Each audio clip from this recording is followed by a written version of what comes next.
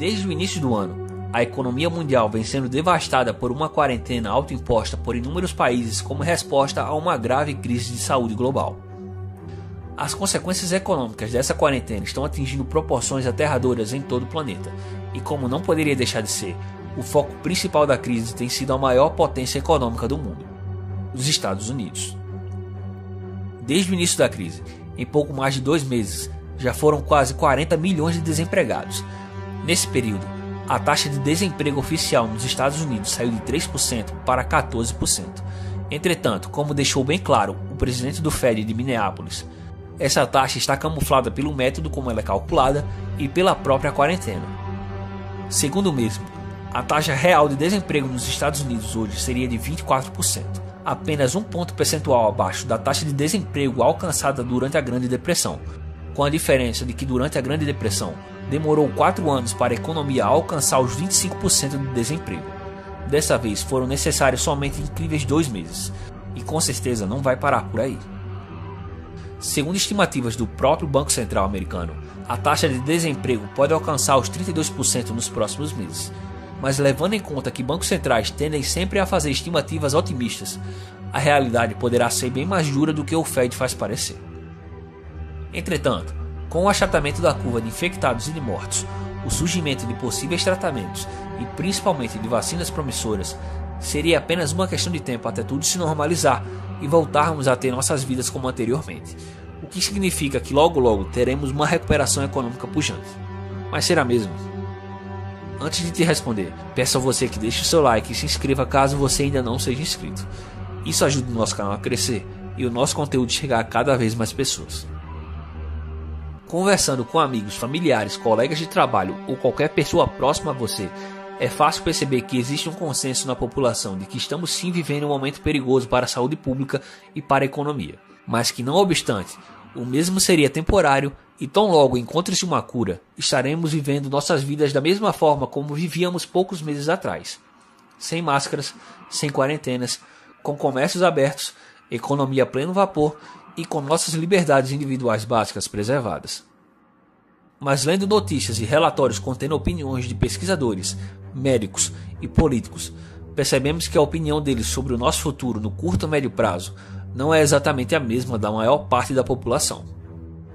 Um documento oficial do governo americano que não era destinado à distribuição pública, mas que acabou sendo vazado pelo jornal norte-americano The New York Times, afirma que a pandemia irá durar ao menos 18 meses e que nesse período poderão ocorrer várias ondas da doença.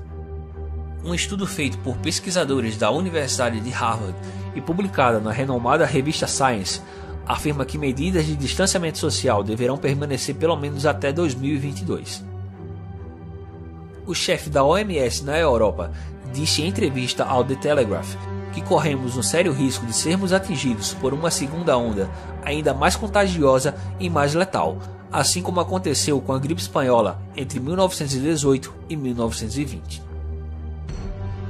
A cientista-chefe da Organização Mundial da Saúde alertou que o controle da pandemia poderá durar até 5 anos.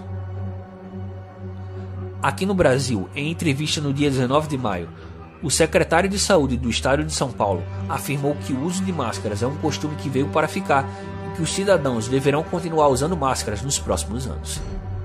Basta uma simples pesquisa e você irá encontrar diversas outras notícias semelhantes alertando para uma segunda onda de contágio e uma prolongação das medidas de distanciamento social para os próximos anos. Não por acaso, desde o dia 18 de maio, 100 milhões de pessoas estão em uma nova quarentena na China, após uma segunda onda de contágio ter se iniciado.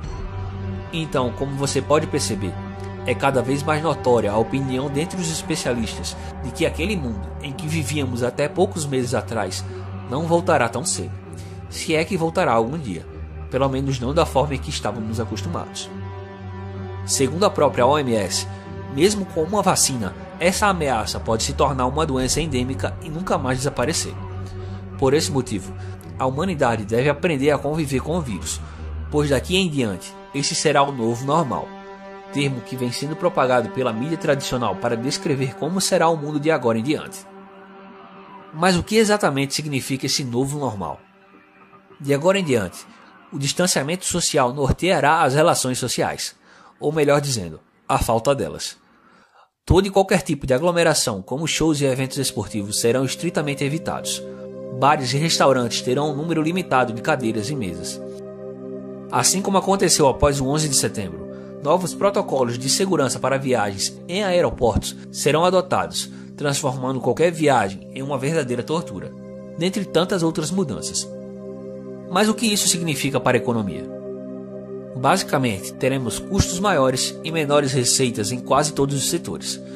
Consequentemente, milhares de empresas que não se adaptarem a esse novo normal irão quebrar. Veremos uma tendência de concentração cada vez maior em diversas áreas da economia, nos restando apenas se conformar com uma menor diversidade na oferta de bens e serviços que serão cobrados a preços cada vez mais altos. Isso significa que cada vez mais teremos um aumento da dependência de cidadãos e empresas em relação ao Estado. O problema é que, como o Estado não gera riqueza, é impossível que essa conjuntura econômica permaneça indefinidamente. Outro ponto importante e que não está sendo levado em conta é o fator medo. Por mais que, ao menos momentaneamente, os comércios possam aos poucos voltar a funcionar, o movimento deve continuar muito baixo por um bom tempo, exatamente pela falta de confiança dos consumidores em poder sair de casa em segurança.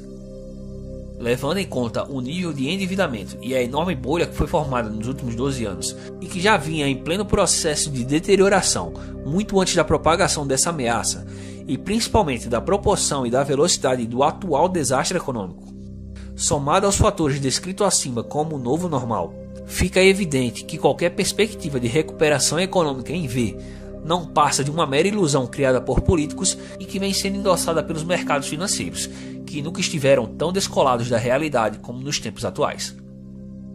Apesar da severa deterioração da economia real nas últimas semanas, as bolsas de valores ao redor do mundo vêm em pleno processo de valorização. A Nasdaq já recuperou todas as perdas do ano.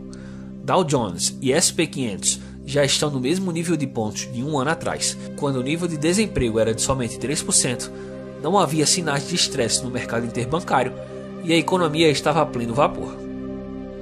Warren Buffett, um dos homens mais ricos do mundo e declarado por muitos como o maior investidor de todos os tempos, afirmou na tradicional conferência anual dos acionistas da sua empresa, a Berkshire Hathaway, que, abre aspas, nunca devemos apostar contra a América, fecha aspas. Entretanto, recentemente ele vendeu todas as suas ações de empresas aéreas e se desfez de grande parte de suas ações do sistema bancário americano. Acho que isso fala muita coisa sobre o que ele espera pela frente. Anos atrás, Buffett popularizou como o melhor indicador individual para avaliar se o mercado está caro ou barato a fórmula que divide o valor do mercado de todas as empresas listadas em um país pelo seu PIB. Esse indicador ficou conhecido como o Índice Buffett, e ele nunca esteve em níveis tão altos nos Estados Unidos como está hoje. Da mesma forma, outros indicadores fundamentalistas nos indicam como as bolsas estão sobrevalorizadas. A estimativa de lucro futuro das empresas listadas na bolsa, que sempre acompanhou de perto o desempenho das ações, parece ter se desconectado completamente das mesmas. O índice PL, que mede o preço sobre lucro das empresas pelas estimativas dos analistas, está em níveis altíssimos, bem como o VIX, que mede o nível de volatilidade dos mercados e que é mais conhecido como o índice do medo. Muitas pessoas podem contestar e dizer que o mercado apenas já precificou toda essa deterioração da economia e já está valorizando com a expectativa de uma futura recuperação em V, como afirmado pelas autoridades públicas, como o secretário do Tesouro americano, que afirma que já no terceiro trimestre veremos a economia americana crescer 17%. Mas até que ponto esse número pode ser real? O que está evidente é que o senhor mercado está agindo de forma mais irracional do que nunca, e isso está sendo causado pela maciça impressão de dinheiro injetada pelos bancos centrais. Mas dada a atual realidade econômica de severa deterioração, além das expectativas de como será o mundo daqui para frente, não faz qualquer sentido toda essa valorização. Por último, mas não menos importante, outro fator preponderante a essa nova realidade será a aceleração do processo de perda do pouco que nos resta de nossa privacidade financeira. Tendo em vista que um dos maiores vilões eleitos pelo establishment no combate à pandemia foi o papel moeda. Então não se surpreenda se nos próximos anos surgir uma forte campanha contra o uso de cédulas de papel e a favor de uma adoção de um sistema monetário 100% digital. A China, que já é um dos países do mundo que mais avança em direção a uma sociedade sem dinheiro, lançou recentemente a sua criptomoeda oficial. Tendência essa que deve ser seguida por inúmeros outros bancos centrais mundo afora. Por mais vantajoso que eles possam fazer isso parecer, saiba que nesse modelo de sistema monetário, você sempre estará suscetível a todo tipo de desmandos por parte de governos autoritários, como confiscos, juros negativos, entre outros. Portanto, talvez esse possa ser apenas mais um vídeo alarmista no YouTube, ou talvez possa ser uma leitura realista do nosso futuro. Só o tempo irá nos dizer isso, mas se eu fosse você, jamais descartaria a possibilidade de que o mundo está de fato mudando e não é para melhor.